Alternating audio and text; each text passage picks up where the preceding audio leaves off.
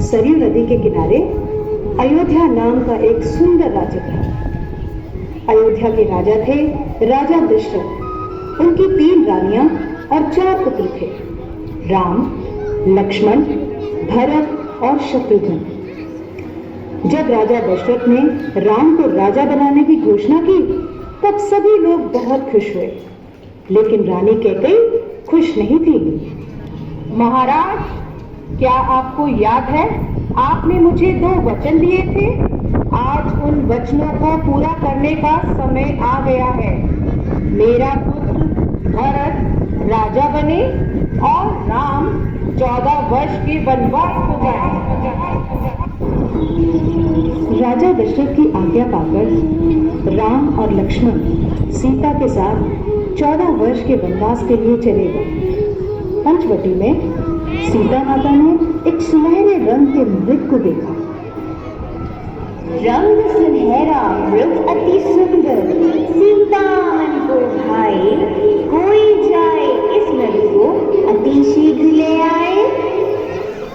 सीता माता की इस बात को सुनकर श्री राम मृग की खोज में जंगल की ओर निकल गए।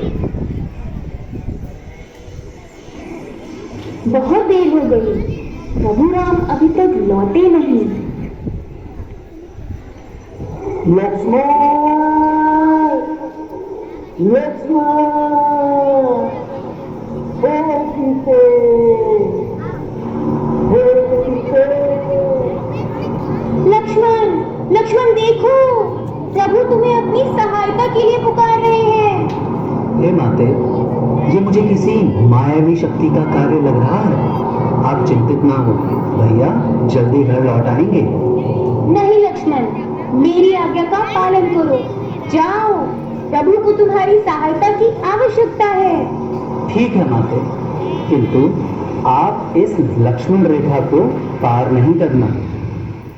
रावण को ज्ञान था कि वो लक्ष्मण रेखा को पार नहीं कर पाएगा, इसलिए उसने साधु बनने का ध्यान रखा और सीता माता को उठाकर ले गया।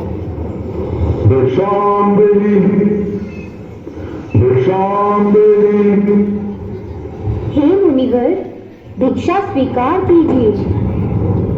हे देवी, एक साधु का इतना घर के द्वार से ही भिक्षा देकर भेजना चाहती हो? जाओ, नहीं चाहिए तुम्हारी भिक्षा। नहीं नहीं मुनिवर, रुकिए, मैं आती हूँ।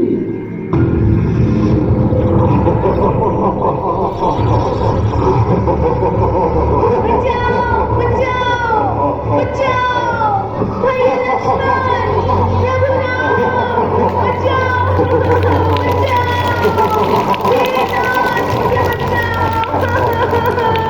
ये धरती पापी रावण मुझे खाकर ले जा रहा है। राम और लक्ष्मण सीता माता को कुटिया में ना पाकर बहुत चिंतित हुए और उनकी खोज में निकल गए।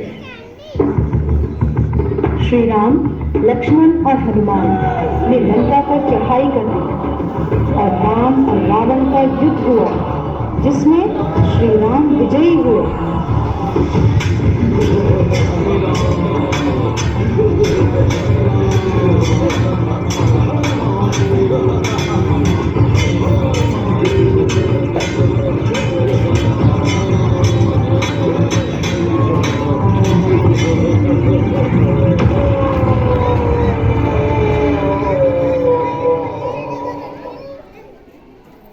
इसलिए इस दिन को विजयदशमी कहा जाता है।